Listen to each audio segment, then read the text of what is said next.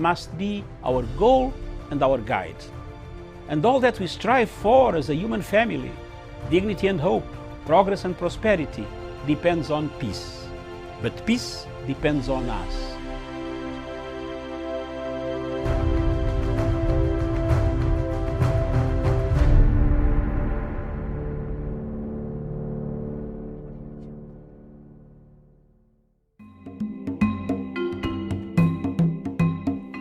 Fellow Africans, every time we are challenged on matters of importance, there is always a path for redemption. The only thing that Kenya needs at the moment is redemption. It's a redemption strategy that can create a coexistence of all the people, all the tribes, all regions, and all shades of opinions. Challenges come at an hour where a country is on a test. Test runs are always the most crucial points. That's where experiments collapse. Kenya is not an experiment. Kenya is a nation that has existed for 56 years. The challenges, therefore, should not make us hate each other. These challenges should unite us, should unite the people of Kenya to push forward an agenda, to follow their president, President Uhuru Kenyatta, in delivering the agenda for a better Kenya. A better Kenya will produce a better East Africa. A better East Africa will produce a better Africa. The challenges, the obstacles that come amongst us are many, but we can overcome them through discussion, a wider range of discussion, wider disagreements to agree and disagree, to agree again and disagree to disagree. But we should not form clubs, units, militias, hatred of that nature that can take us to the history. Germany today is Germany because it doesn't want to go to the path of the history. Germany goes to the path of development. Over 70 years ago, Germany was at war with the entire world. Today, it is on the path of resolving some of the problems that come. I want us to stand in the place of Germany and look forward and backwards. See what we can do here, but not yearn for what is in Rome. What is in Rome is safeguarded, but in Sicily, which is Kenya, we need to build a foundation for the younger generation that we are going to live here today. The many who have no employment, the poverty, the ignorance, the diseases that kill the people of Africa. We need to find a modium of operation. Modus operandi. The only modus operandi on this is a united, peaceful Kenya. A Kenya united by values of respect and adherence to the rule of law. A Kenya without schemes of elimination or fiction of elimination or murders written by themselves. A Kenya without any hatred against the president. A Kenya that supports the constitutional roots that the 2010 constitution of yours brought. That is how Africa will rise and shine again. Thank you.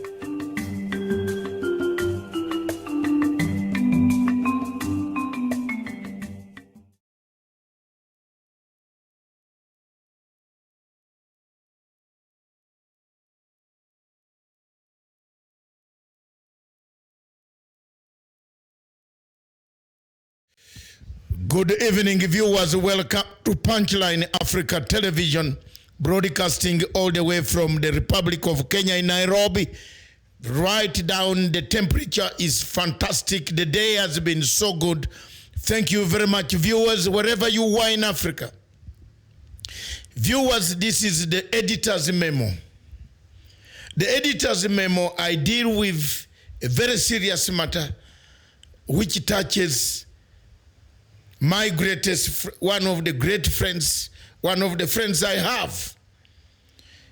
I have known the younger man, and we call each other, he's young, I'm an elder. Dr. Miguna Miguna. Dr. Miguna Miguna is a friend that I saw sometime in 2010-11, when I was handling the international criminal court cases as a Pan-African, as a volunteer. I want to make facts, and this is the editor's memo. I want to put facts where they are, and hard facts. I am not against anybody. I am not speaking against Dr. Miguna Miguna. I am speaking what are international obligations. What is it? What is making the whole saga? What is making it work as if there is a problem which is being originated from anywhere else? I am not a government spokesman, but I will speak the truth about the facts. The government has got its position. The spokesman has written his position, and which is a true position of what the situation is.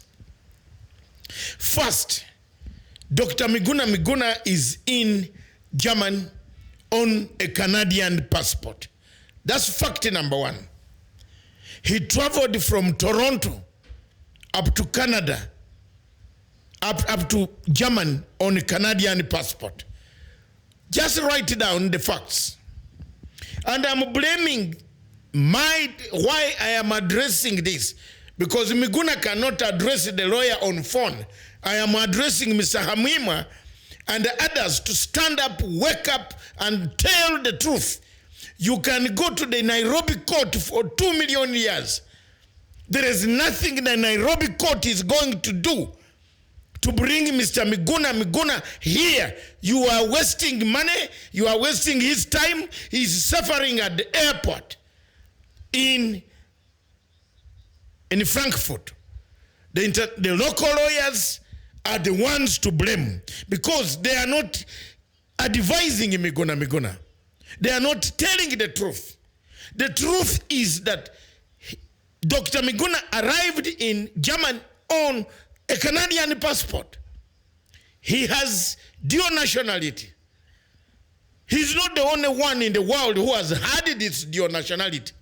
The regulations of travel are very strict, very straightforward, that when you are traveling on a Canadian passport, and you are Kenyan, but you have a Kenyan passport, when you start with a Canadian passport or a British passport, you end with a British passport. You don't change the way on the way in the middle and turn and declare at the point of disembarkment to say, I came from there with this, but I'm this. No. That's fact number one. The origin of the journey was Toronto to Germany. Based on that, the airline accepted Mzee Miguna, ndugu yangu mupenzi, to board to go to Europe. He's not the only one who has ever had deportation. So many of us, if you have been fighting the system like I've been fighting President Museveni since 1985, and before that Idi Amin, we used to have these problems of our passports. We used to have deportations. He's not the only one on the world that has gone through this. Some of us have been humble. We have humbled ourselves where we have been even deported. But you don't go and fight everybody.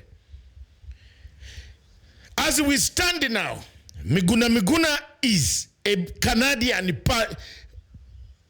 passenger or Canadian passport holder with dual nationality of a Kenyan passport, which he doesn't have. The passport is with the court. What Miguna's lawyers should have done, and I want to give them free advice, because they are eating his money for nothing, creating confusion to the government and to the people of Kenya. Get this passport, go and sit in an embassy of Kenya in any country where he is accessible.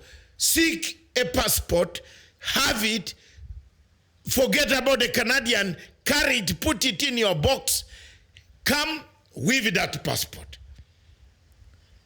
Mr. Dr. Hamwima has studied international law. The international law is very clear. You cannot begin a journey with another passport, end up with another one, which is not the one of the origin. As things stand now, passenger Miguna at the airport in Frankfurt has a Canadian passport, not a Kenyan passport. Let this be got. Before we talk about red, green, purple, these are facts. Fact number 4. The High Court order in Kenya has nothing to do with anybody who has arrested you in Frankfurt. It's useless. That is stupid. The High Court order, it has to facilitate Miguna. The lawyers of Miguna, I'm helping Mr. Miguna so that his lawyers can listen to me. They are ignorant on international law. They don't have international law. They are wasting our time. They are going to a court which cannot help Miguna. He's suffering in a cold on an airport. That one is a must. People have to stand up and speak the truth. It is not the Kenya government stopping Miguna. It is the international operations of how the international law works. So when you go to a high court in Kenya to ask them what, the high court can give you an order to facilitate Mr. Miguna at the airport here when he has landed with his Canadian document and then receive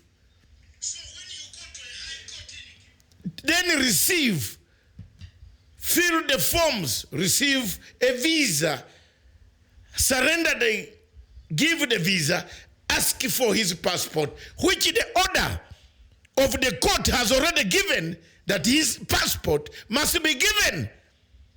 That is when the passport, the Kenyan passport, Miguna can have it at Kenyatta International Airport, Jomo Kenyatta International Airport. Note, if he has not got it from Toronto, he can also get it in Europe, where the embassy of Kenya or any Kenyan embassy, anywhere. Let's talk the truth. So this court order of going to court on Friday, you are paining Miguna. He's suffering at the airport. The lawyers are the ones making Miguna suffer. 5, it is very sad that Kenyan lawyers have little international education and the systems, how international law works. Very sad. I'm saddened that in this country we don't have even people who have studied, who can advise on international law. It is very sad that it is causing the client, Dr. Miguna Miguna, to suffer more while they are playing to the gallery, while Dr. Hamwima is playing to the gallery asking Dr. Fred Matiang'i, for what? For what? For what? What can Matiang'i do? A client is in the air. A client is in Frankfurt. Let the truth set us free. 6, the truth is that you can only use one passport at a go. The Kenyan passport can only be useful if you started the journey with it. So what is the judge here telling us? If he did not start the journey with the Kenyan passport, where is he going to get it to end the journey? And which country, which place? He can only start with one from where he is in Frankfurt.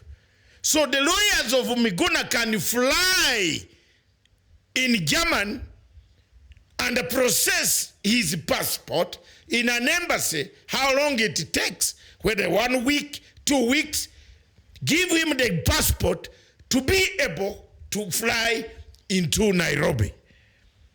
That is a fact. You can't start on a Canadian passport and change in the mid-air to Kenyan passport. You can't blame the government for that failure because they didn't tell you to start with the passport which is not theirs.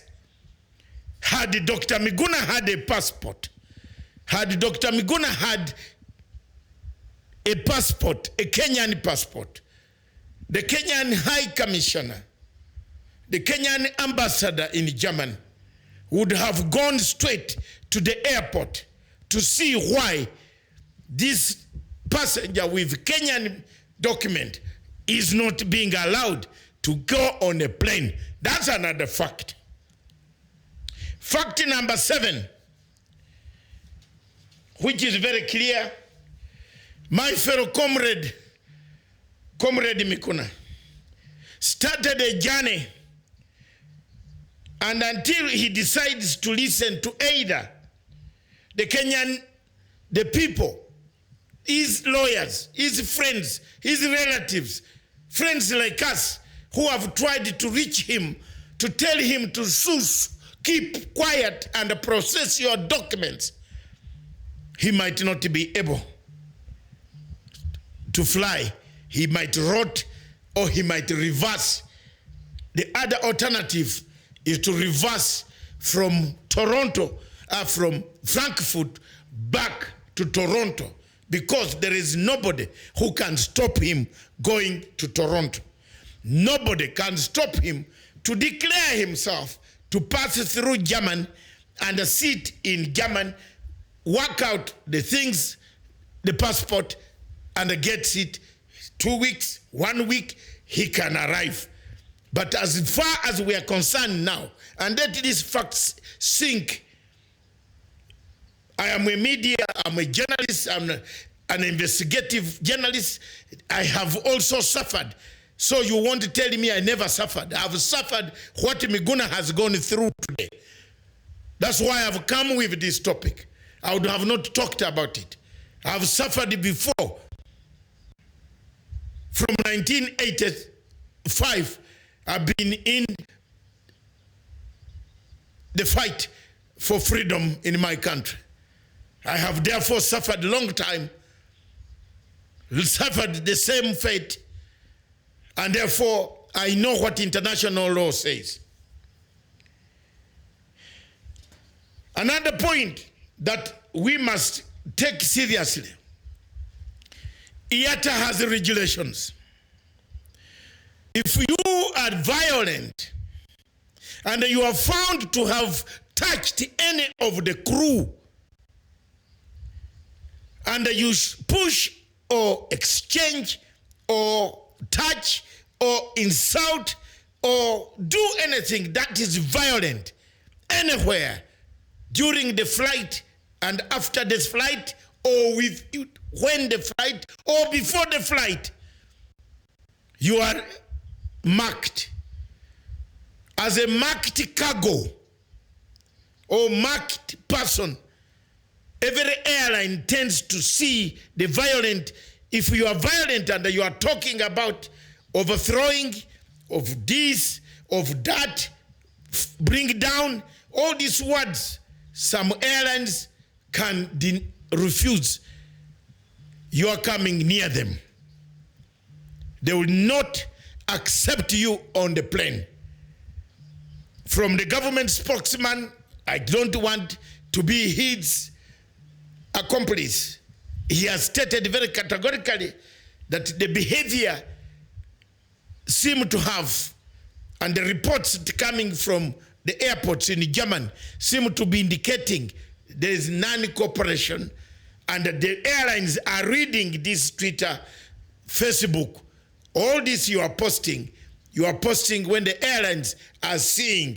I'm being honest, maybe to help my good brother, my friend, so that he can listen and maybe listen to us and keep quiet. And then he can be able to work out this thing so that he can reach home. Point number 9. We have to be frank and say, the robber is meeting the road somewhere. And that is Mr. Passenger, Dr. Miguna is a Canadian as we speak right now. He was born in Kenya, but he's a Canadian traveling on Canadian documents, not Kenyan documents. And that is the truth. If you want to hate me, go and hate me. I don't care. I've also been deported before. And I'm telling the truth. International law, the lawyers of Miguna going to the Kenyan Supreme Court or the High Court on Friday to do what? They are eating Miguna's money for nothing. They should get on a plane and go to where the client is and file an application in where the client is. What is wrong with these lawyers?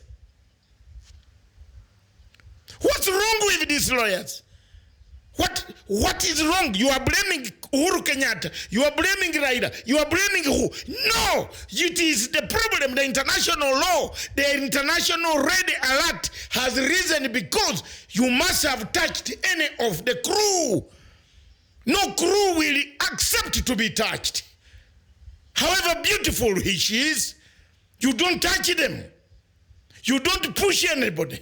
You don't tell the captain that you will not fly. You have already annoyed IATA. They will blacklist you. Why are Kenyans telling lies? And we wasted the whole week on something which is, you mean everybody has got, there are people who have got better dual nationality, but they have never caused this type of trouble.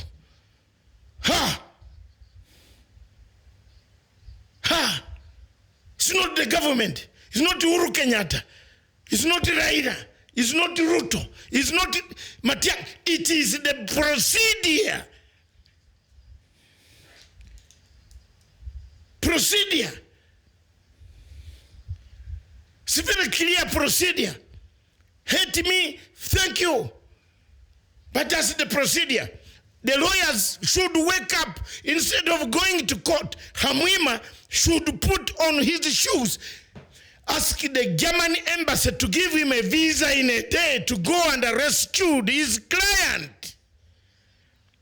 Don't waste time telling us you are going to the court to do what? The Kenyan court can only give you the facilitation if Miguna has landed in Nairobi, but not in Germany, where you can't, your court order cannot work in Germany. Oh, mama, no way. The man is suffering at the airport. Yes, he's a client of the lawyers here. If they don't know anything, bring the file. Single-handedly, I can fly in and get this guy on the flight without even payment. The lawyer should not lie and turn the problem. Hamwima has been always against this government, and it turns on the government. Which government has done what? Show me where the government has accepted for the passenger to arrive. Hello? Has accepted the passenger to arrive. Has the government blocked him? No. But the passenger is not a Kenyan. He is a Canadian.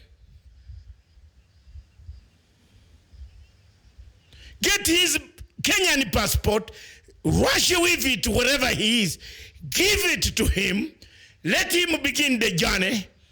There will be no problem. That is it, as simple. Don't waste the time you are filing an application to do what? To do what? Does the Kenyan court rule in Frankfurt or Berlin? Or you are going to serve who? Whom will you serve in Berlin? You have to go through the embassy. Why don't you just get that energy and fly in, enter the German space, deliver these documents, let him sign, let the passport be produced, and you start the journey. No airline will refuse. And file an application against IATA on red alert. That's it. Nobody is filing an application to IATA. It is not the Kenya government, it's the IATA. An international organization whose headquarters are in Canada, apparently. And some offices scattered all over Europe. File an application. Get a lawyer in Germany to file an application. The lawyers are ignorant. Dr. Hamwima is ignorant on international law. Kilizagana, haki, accept or not, that is in Uganda. Kilizagana. Enough is enough. I have never wronged Miguna, neither will I wrong him, and neither, if you want to wrong me, I have stated the truth to save him. Otherwise, he will rot at that airport for even 2 years. Because it is something that is very interesting. Anybody who has ever traveled must know what it means when you touch a crew, when you push airline crew. Nobody can accept that. They will blacklist you. So the problems, the lawyers and the viewers, wherever you are in the world, let's help. And my help is to tell the lawyers of Miguna Miguna about their ignorance about international law. And that's it. The orders they are seeking to get are purely, and I repeat, are purely orders for the territory of the Republic of Kenya. They are not for the territory of the federal government of Germany. They should go start talking to the German ambassador, get a visa very early. If they are defeated, they can ask some of us who can rescue the situation to go for free in Germany and bring this passport, deliver it to me. The man starts the journey afresh, no airline. If you can't change anything, what are you asking the Kenyan passport for when you started on a Canadian document? You have contravened the travel arrangement. If you, in the middle of the way, somewhere you change, you must clear that with IATA. And that is my contribution. I hope my friend will one day remember my words that I told him. I said it. He's my friend for a long time. I have been his friend. If he says I'm not his friend, fine. Because it seems above all this, someone has to stand up and be an elder. I've stood up. I am older than Miguna Miguna in age, and in the first, I went to school before he went to school. So he can't say he was in school with me. I had left school when he was starting. So that's my position. I've said it, and he's a younger person who needs guidance. Maybe he's a very good lawyer, but he has forgotten some few things. Someone must tell him as a friend like me. And I've said it as a friend. I thank you very much. I will get it. I am going to get a complete dose. It doesn't matter. I am very good at answering such doses, but it does not matter. I will not answer because at the moment now I'm trying to help. I am not happy, and I have not said I am happy for Miguna to be where he is. No, I am not happy at all. I am not. But I am not happy with the lawyers who are going to Kenyan court instead of going to international court where the client is. That is my point. I want to thank everybody for listening to me. Thank you very much. God bless you.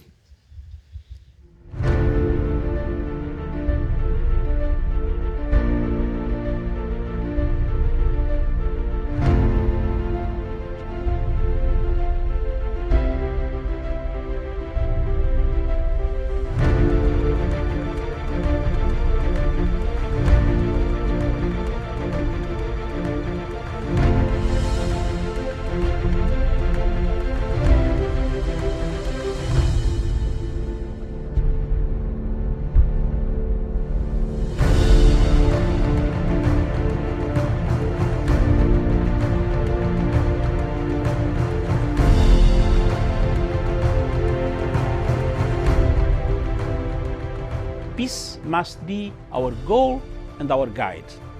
And all that we strive for as a human family, dignity and hope, progress and prosperity, depends on peace.